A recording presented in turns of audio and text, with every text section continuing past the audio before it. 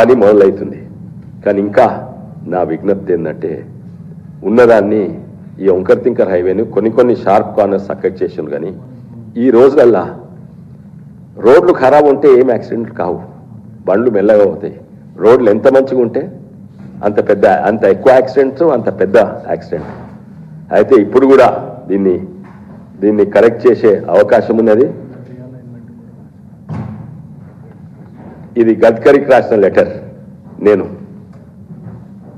దీన్ని ఇంకా రియలైజ్ చేయాలి. వాళ్ళు అన్నది ఏంటంటే రాష్ట్ర ప్రభుత్వం నన్ను చక్కగా చేస్తే మేము రియలైజ్ చేస్తామని వారు చెప్పినారు. అయితే ఇది ఇంకా ప్రమాదం ఉంది.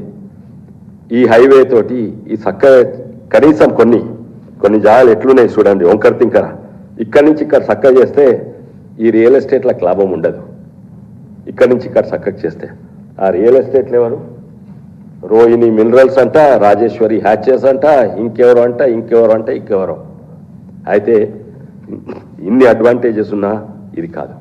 కానీ ఇది 100% టీఆర్ఎస్ పార్టీ ఇప్పుడు బీఆర్ఎస్ పార్టీ నిర్లక్ష్యము.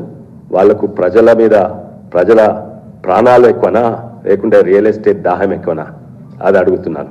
ఉల్టా నా మీద ఆరోపణ చేస్తుంది ఏంటంటే అది ఉన్నది సోషల్ మీడియాలో నేనంతా గ్రీన్ ట్రిబ్యునల్ పెట్టి నేను ఆపించినట్ట.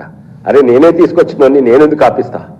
నేను చెప్పింది ఏంటంటే చక్కగా రోడ్ కావాలి. చక్కగా రోడ్ అయితే బ్యానియన్ ట్రీస్ కూడా పోవు. అండ్ ఇది తొందర కావాలని నేను 10 ఏళ్ల సంది నేను పట్టాను. హైవే రాకముందు కూడా స్టేట్ హైవే నన్ను చక్కగా చేయమని అడిగినాను.